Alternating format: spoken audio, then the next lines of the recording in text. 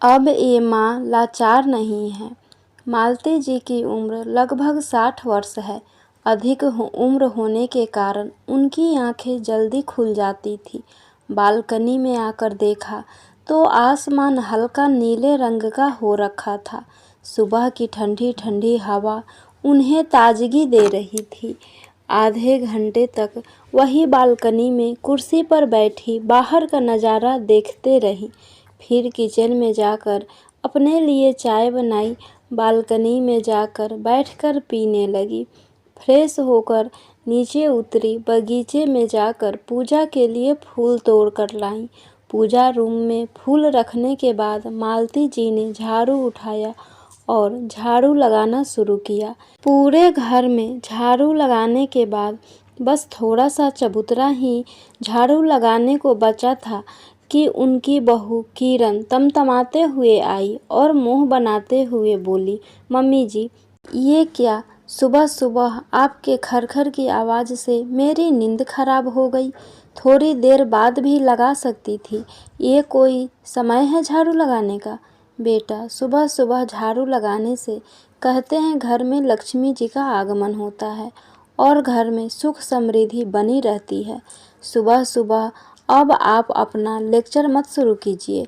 जितना कहा है उतना करिए। कल से इतनी सुबह घर में झाड़ू नहीं लगेगा।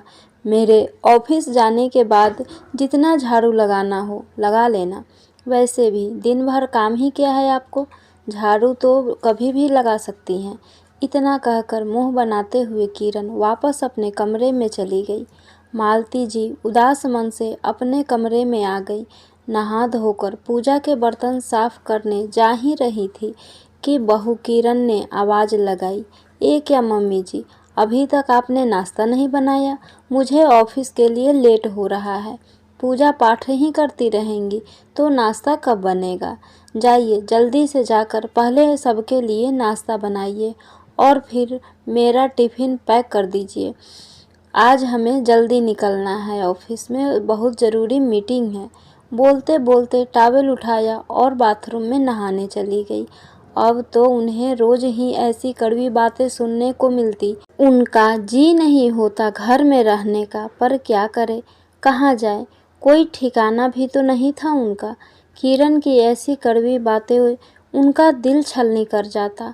अकेले में बैठकर अपने पति राम बिहारी जी को याद करती और कहती, मैं भी कैसी अभागन हूँ, यही सब दिन देखने के लिए आज तक जिंदा हूँ। पता नहीं ऐसी क्या गलती की थी जिसकी सज़ा भगवान मुझे दे रहा है। रोते हुए अपने आंचल के कोर से आंसुओं को पोंछते हुए किचन में जाती है और नाश्ता बनाने में लग जाती हैं। पाक कला में तो वो शुरू से ही निपुण थी और खाना बनाने में उन्हें बहुत खुशी होती थी।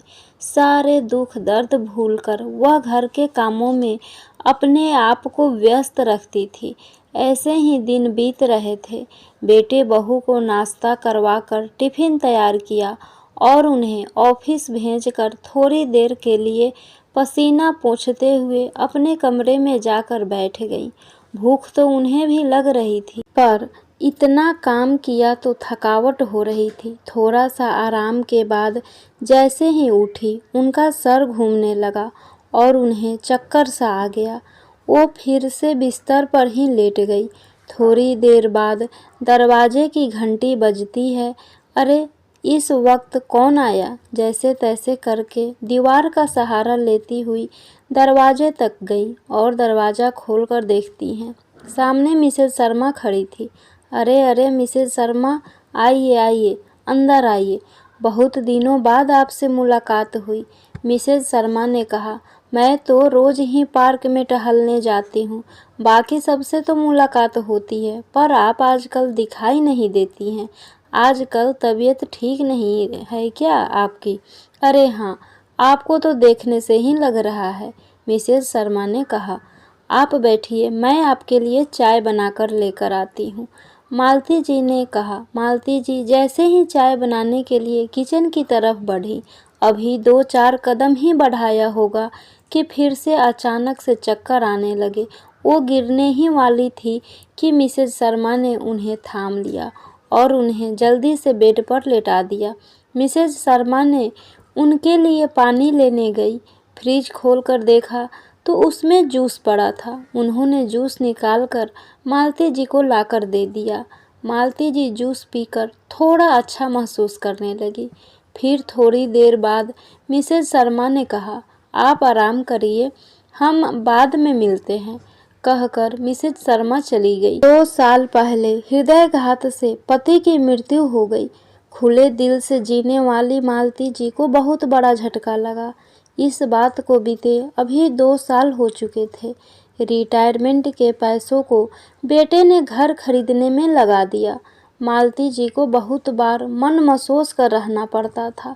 राहुल उनका इकलौता बेटा था तो कुछ बोल भी नहीं सकती थी और पैसे चुपचाप उसे दे दिए, यही सोचकर कि अब यही तो मेरे बुढ़ापे का सहारा है। मालती जी अपने बेटे पर बहुत ज़्यादा विश्वास करती थी। उन पैसों में से बचत बस नाम भर की ही थी। शाम को जब बेटे बहू घर आए, किरण जूस लेने किचन में गई तो उसका डिब्बा खाली पड़ा देखकर गुस्से से बौखला गई। चिल्लाती हुई बाहर आई, ये क्या मम्मी जी, हम घर पर नहीं रहते, इसका मतलब ये तो नहीं कि आप दिन भर खाती पीती ही रहेंगी। आपने इतना भी नहीं सोचा कि हम दिन भर बाहर काम करते हैं, थक हार कर घर आएंगे तो जूस पीने की इच्छा तो होती होगी ना। आपने सारा जूस पीकर डिब्बा खाली कर दिया। बहू, आज सुबह मुझे चक्कर आ गया था। उसी वक्त मिसेज शर्मा घर आ गई। उन्होंने मुझे जूस लाकर पीने दे दिया। मैं मना नहीं कर पाई। तुम फ्रेश हो जाओ, मैं तुम दोनों के लिए अभी चाय बना कर ले आती हूँ। इतना कहकर मालती जी किचन में चाय बनाने चली गई। आंखें गीली हो गई। अपने आंसुओं को छुपाते हुए चाय बनाने में लग गई। चक्कर आने की बात सुनकर ना तो बेटे ने उनकी तबीयत पूछा और ना ही बहू ने हालचाल जानना चाहा। उल्टा मुंह बनाकर फ्रेश होने चली गई। अगले दिन शाम को सरला जी जब टहलने के लिए गार्डन में गई तो उनका महिलाओं का ग्रुप रामेश्वरम जाने का प्रोग्राम बना रहा था। मालती, तुम भी चलो हमारे साथ, मिसेज शर्मा ने कहा। उस दिन तुम्हारी तबीयत ठीक नहीं थी, इसलिए मैंने कुछ नहीं कहा। मैं यही बात बताने तुम्हारे घर आई थी। अब तबीयत कैसी है? तबीयत तो ठीक है। बहुत वर्षों से मेरा भी मन था कि मैं रामेश्वरम जाऊं। बच्चों से बात करके बताती हूँ। रात को खाने के समय मालती जी ने बड़े उत्साह से अपनी योजना के बारे में बेटा बहू से चर्चा की। बेटा राहुल, मैं भी रामेश्वरम जाना चाहती हूँ। वर्षों से मेरा भी सपना था। मालती जी को उम्मीद ही नहीं थी कि उन्हें ऐसा जवाब सुनने को मिलेगा। मम्मी, कितना खर्च करती हो आप फिजूल का? कितना वाहियात आइडिया है आपके दोस्तों का। इस उम्र में घर में रहकर भजन कीर्तन करना चाहिए।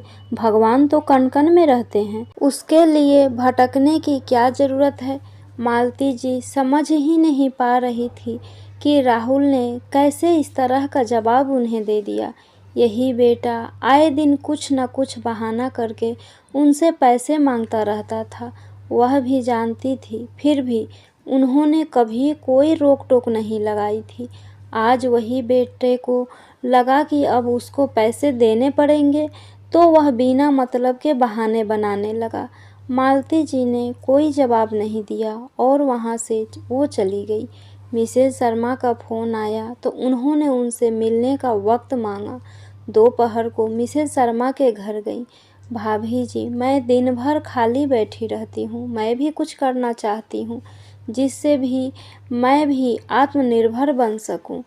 उन्होंने अपने बेटे बहू की सारी बातें मिसेज शर्मा को बताई।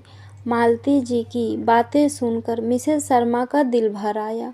मालती, तुमने सही समय पर अपने मन की बात की। मेरी बहू बेकरी क्लास चलाती है।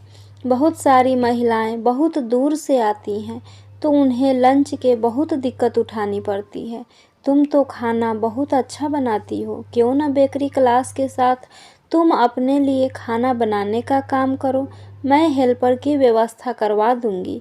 हाँ हाँ भाभी, मैं तैयार हूँ। आप जल्दी से काम शुरू करवा दीजिए।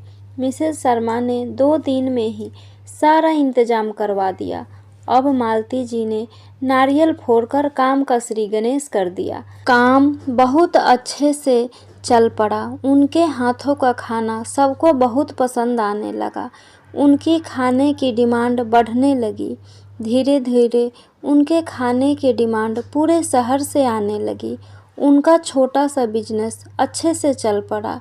अच्छी कमाई के साथ साथ मालती जी के किचन का नाम भी अब मशहूर होने लगा। दिन ब दिन उनके खाने की डिमांड बढ़ती जा रही थी। मालती जी बहुत खुश थी। मिसेस शर्मा की बहू मोना ने जब उनके हाथ में उनका पहला पेमेंट पकड़ाया तब उनकी आंखें खुशी से भर आई और वो उसके कंधे पर सर रख कर रोने लगी। उनको समझ नहीं आ रहा था कि ये उनकी खुशी के आंसू हैं या बेटे बहू के द्वारा दिए गए दर्द के आंसू। मोना ने उन्हें संभाला और कहा, आंटी जी अब आपको फिक्र करने की कोई ज़रूरत नहीं है। अपने ही घर में अब नौकरों के जैसे रहने की कोई ज़रूरत नहीं है। अब आप भी सर उठाकर इज्जत से जी सकती हैं, वह भी बिना किसी डर के। आज मालती जी को ऐसा लग रहा था ना जाने कितने दिनों बाद कोई इतने प्यार और अपनेपन से बात कर रहा है। मोना ने कहा, आंटी जी बहू तो मैं भी हूँ, पर आपकी बहू की बात सुन सोच में डूब गई हूँ। कोई इस हद तक कैसे गिर सकता है। अब आप घर जाकर आराम कीजिए। मालती जी घर आ गई। घर आकर देखा तो 6 बज चुके थे। आज उन्हें आने में बहुत देर हो गई थी। माँ को घर पर ना देख आते ही बेटे ने कहा, माँ इतनी देर से कहाँ थी? ये आपके हाथ में इतने पैसे कहाँ से आए? बेटे ने कहा, हम लोग कब से चाय नाश्ते का वेट कर रहे हैं। बेटे बहू दिन भर थक कर घर आए हैं और आपको मटर गश्ती सूझ रही है। बस बेटा अब एक और शब्द भी अपने मुंह से मत निकालना। बचपन से लेकर आज तक तुम्हारी खुशी के लिए हमेशा अपनी खुशी की बलि चढ़ाते हुए आई हूँ, पर अब नहीं। अब मैं भी अपने आगे की बची हुई ज़िंदगी सम्मानपूर्वक जीना चाहती हूँ। तुम जानना चाहते हो ये पैसे मेरे पास कहाँ से आए? तो सुनो, इसमें शर्मा आंटी ने मेरी बहुत मदद की है। मैं उनका एहसान कभी नहीं भूल सकती, और ख़ास करके उनकी बहू मोना का, जिसने बिना 1 रुपए लिए मेरी इतनी मदद की और मैं आज अपने पैरों पर खड़ी हूँ। मैं अपना कैटरिंग का बिजनेस शुरू किया है जिसमें शर्मा आंटी ने मेरी हर प्रकार से मदद की है। उसी की पहली पेमेंट आज मेरे हाथों में है। तुम लोगों के पास अपनी माँ से बात करना तो दूर, उनकी तबीयत पूछने तक की फुर्सत नहीं है। जब देखो तब अपना ही रोना रोते रहते हो। तुम्हारे पिता के जाने के बाद हर पल एक मौत के बराबर बीता है। तुम लोगों की जली कटी सुनने के अलावा मेरी ज़िंदगी में बचा ही क्या था। बचपन से आज तक किसी चीज़ की कमी नहीं होने दी। तुम्हें पढ़ाया लिखाया, तुम्हें तुम्हारे पैरों पर खड़ा किया, और बदले में तुमने सम्मान के 2 शब्द और 2 रोटी भी नसीब नहीं होने दी। अब मैं भी ये फैसला कर लिए हूँ, तुम लोगों की बदतमीजी बर्दाश्त नहीं कर सकती। मैंने फैसला कर लिया है, अब मैं तुम लोगों के साथ नहीं रह सकती। तुम्हारे पिताजी की सारी जमा पूंजी मैं इस घर में लगा दी। अभी भी यह घर तुम्हारे पिताजी के नाम पर ही है। कैटरिंग के बिजनेस को आगे बढ़ाने के लिए मुझे जगह कम पड़ रही है, तो मैं इस घर के नीचे के पोर्शन में कैटरिंग का काम करना शुरू करूँगी। मैं 24 आवर मेड रख ली हूँ, जो मेरे खाने से लेकर मेरी देखभाल सब करेगा। तुम लोगों को इस घर में रहना है तो छत पर अपने लिए कमरा बनवा लो। वैसे भी तुम दोनों इतना कमाते हो और आज तक सिर्फ अपने ऊपर ही खर्च करते आए हो। जब तक तुम्हारे कमरे नहीं बन जाते तब तक तुम बेशक नीचे वाले कमरे में रह सकते हो और स्टोर रूम को अपने किचन के रूप में इस्तेमाल कर सकते हो। बेटे बहू मालती जी की बातें सुनकर चौंक गए। उनके मुंह से बोल नहीं फूट रहे थे। अचानक राहुल बोलता है, माँ आपको हो क्या गया है? आपने मुझे कुछ बताया भी नहीं और अपना निर्णय सुना दिया। आप ये ठीक नहीं कर रही हैं। किरण बोलती है, माँ जी इस उम्र में लगता है आपकी बुद्धि भ्रष्ट हो गई है। अपने इकलौते बेटे बहू के साथ ऐसा अन्याय कर आपको शर्म नहीं आ रही है? हाँ बहू, सही कहा। बुद्धि तो मेरी तभी भ्रष्ट हो गई थी जब मैं अपने ही घर में तुम लोगों की गुलामी कर रही थी। तुम लोगों ने मेरी हालत नौकरों से भी बदतर कर दी थी। पता नहीं अगर मुझे कुछ हो भी जाता तो मुझे पानी पूछने वाला भी होता कि नहीं। ये मेरा आखिरी निर्णय है। अगर मेरा निर्णय तुम लोगों को पसंद नहीं आया तो दरवाज़ा सामने खुला है। अपना बोरिया बिस्तर बांधो और दफा हो जाओ। अपनी शक्ल मुझे दोबारा मत दिखाना। बेटा बहू के पास ऊपर कमरे बनवाने के अलावा और कोई चारा नहीं था, वरना जो ऊपर का हिस्सा मिल रहा था वो भी हाथ से चला जाएगा। मेरी बात अभी ख़त्म नहीं हुई है, मालती जी ने कहा। मैंने फैसला कर लिया है। मेरे मरने के बाद मेरे हिस्से का घर और मेरी सारी जमा पूंजी मैं वृद्ध आश्रम की महिलाओं के कल्याण विभाग को सौंप रही हूँ। इसमें तुम लोगों का कोई अधिकार नहीं होगा। बेटे बहू अवाक होकर देखते रह गए, मानो उनके पैरों तले जमीन खिसक गई। उनकी आंखें फटी की फटी रह गई। अब मैं आत्मनिर्भर होकर अपनी आगे की ज़िंदगी बहुत ही खुशी से जीना चाहती हूँ। गुलामी के हलवे से अच्छा आत्मसम्मान की 2 रोटी है। अब मालती जी को किसी का खौफ नहीं था। आज उन्हें अपने ही घर में आज़ाद पंछी की तरह महसूस हो रहा था। मालती जी का यह निर्णय आपको कैसा लगा? कमेंट करके ज़रूर बताइएगा। प्लीज़ लाइक, सब्सक्राइब और शेयर करना ना भूलें। Thank you.